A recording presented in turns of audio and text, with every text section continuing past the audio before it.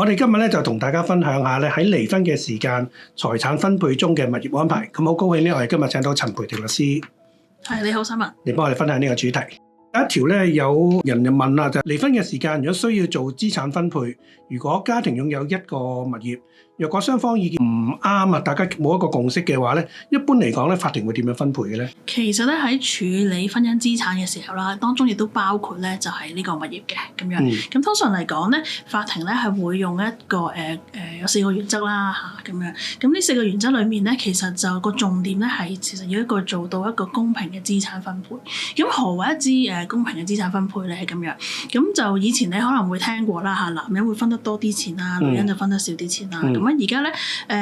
法庭咧個有4大原則之一咧，其中咧就係咧要求咧就係排除呢一啲咁嘅性別啦，或者係呢一個嘅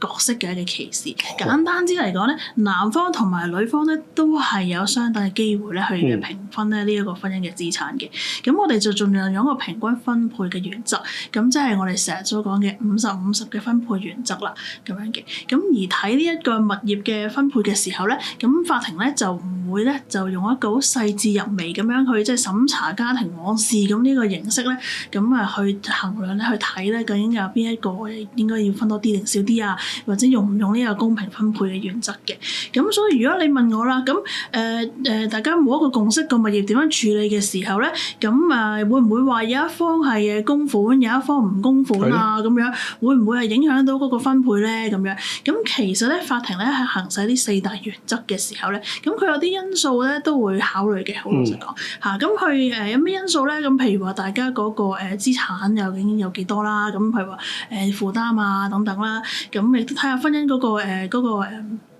生活水平啊咁樣嘅，咁亦都會睇呢個婚姻嘅長短啦、雙方嘅年齡啦、對家庭嘅貢獻啦，咁呢個都係一個好大嘅要考慮嘅因素嚟嘅。咁譬如話就家庭貢獻嗰方面啦，咁就唔係就咁睇咧邊個供樓，簡單啲嚟講係經濟貢獻啊，唔係淨係睇經濟喎咁樣，係會睇埋咧係會唔會對家庭嘅即係一啲嘅家庭成員照顧啊，或者家庭照顧啊等等呢一啲咧，法庭亦都會考慮嘅。簡單啲嚟講，唔係話淨係供款嗰個咧先可以分到個物業，或者會唔會突然之間佢分得大份啲？咁其實就唔係咁嘅意思。咁因為咧照顧家人咧，法官亦都會考慮嘅。咁佢亦都可以係分到呢一個物業嘅。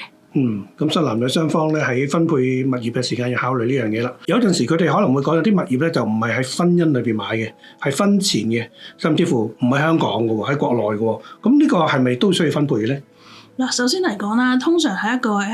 離婚嘅訴訟裏面啦，即係如果雙方係有啲附屬制再申請嘅話咧，法庭一般都會要求雙方咧向法庭啦，同埋同對方交換呢一份叫做表格 E 嘅文件。咁喺呢份文件裏面咧，通常嚟講咧都係要求雙方咧披露自己嘅資產啊，披露自己嘅收入支出啊、負擔啊等等嘅資料。咁喺披露資產方面咧，就冇話咧係國內啊、海外啊唔使披露嘅喎。意思即係話咧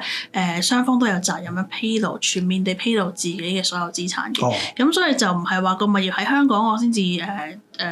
話俾法庭知啦，或者話俾對方聽啦。咁其實個物業無論係海外啦、喺國內啦、喺香港啦，都係需要有個披露嘅。至於咧，你頭先所講啦，咁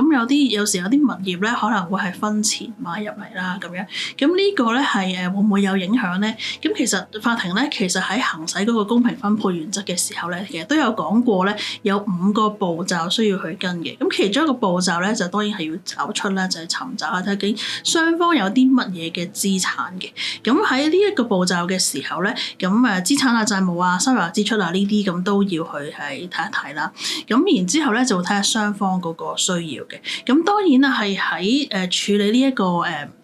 婚前嘅物業嘅時候咧，咁佢都會睇下咧究竟你個婚姻咧究竟係長啦定係短咧咁樣。咁亦都會睇下，譬如話如果你個婚姻係長嘅話咧，咁有可能咧就係亦都係婚姻長嘅時候，可能好多時咧一啲嘅收入啊，或者係一啲嘅資金嘅收入啊個來源啊，其實大家都已經係